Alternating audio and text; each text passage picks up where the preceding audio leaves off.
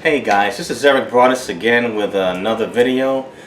Finishing up the series for technical training in the different branches of service. I've already spoke on the Marine Corps, the United States Army, the United States Air Force, and U.S. Navy.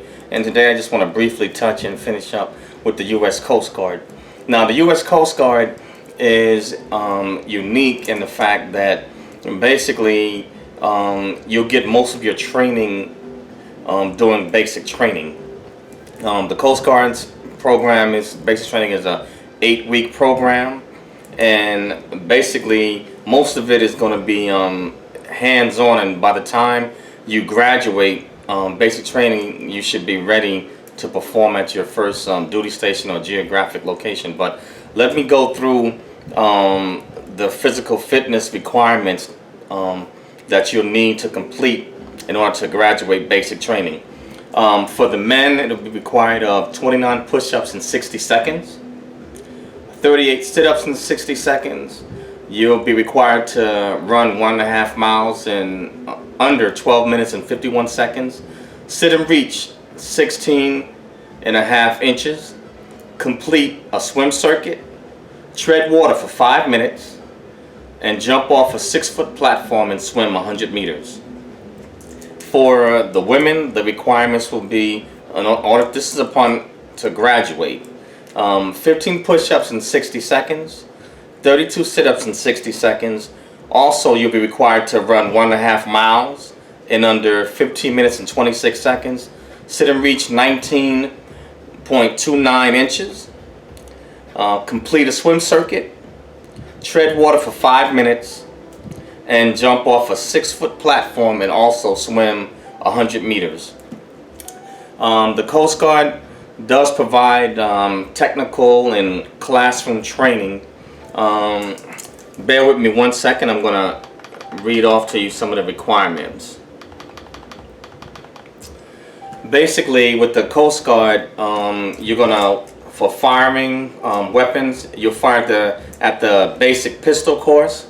They'll give you practical and basic instruction to include small arms training, seamanship, firefighting, and damage control. Now, some of that firefighting, I believe, would include some of it with environmental and probably hazardous, as a lot of your Coast Guardsmen, you're going to be operating off of decks, off of flight decks, and ships.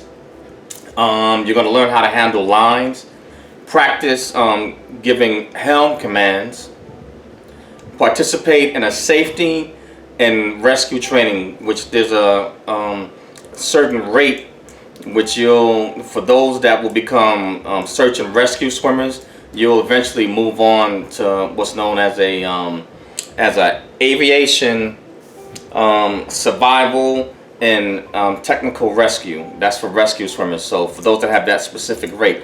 Now, what a rate is, as in the United States Navy also, it's a skill set. The Army and Marines calls it a MOS, and the Air Force calls it a AFC.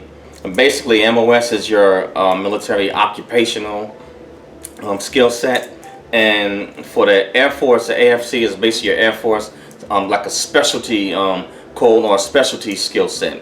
Basically, it's the career path that you test it on, so depending on how you test it on your ASVABs, that's basically, and how you score, that is basically the career path that the military will select according to what your scores were. So it's basically the same, so that's your rate. Now,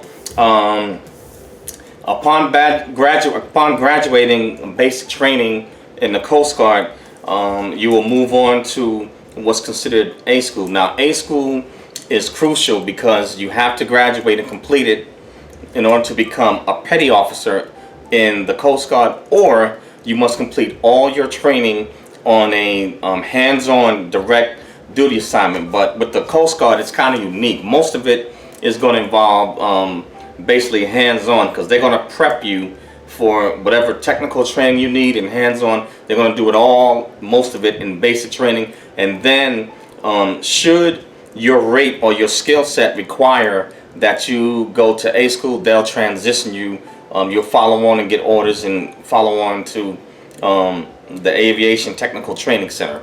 Now, there's also a program for certain rates. If you have if before you go in, you can see a recruiter, and depending if you have the right rate or the right scores and the right skill set, what they can do is they can kind of give you a pass in advance, so that way once you graduate basic training, you can follow on directly onto your A school. But that is only with specific rates or certain skill sets, and depending on what your ASVAB scores are. So obviously, depending on how well you do, you'll get precedence and priority, and those that get the top scores get the top consideration going in. So like I said before, you always want to prepare to do your best.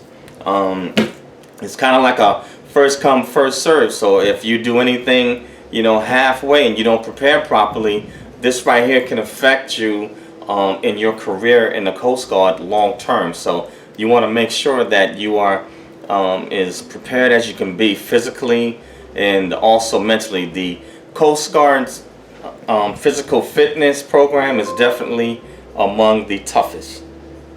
But that right there is what I'm going to give you for now, and I'll delve more into the Coast Guard leader because they are a bit unique and kind of structured a little bit differently from the other branches of service. They also have the C School, which is an auxiliary school, auxiliary training. But basically what it is you basically have it's short term. So normally duration for like an auxiliary training is about 2 to 5 days. Now you either be given orders to either go to one of the Coast Guard's training centers to receive your training, or what they can do is have the instructor fly in, basically TAD, and perform the training at your geographic location. But this is all I have for now, and I'll dig in more with the Coast Guard in another video or later on, because they're scheduled a bit different than the other branches of service. I hope that this brief information that it helps. Please like, share, unlike, share, and subscribe to the channel, and share the video. Thanks for your time, and I'll be talking to you guys soon.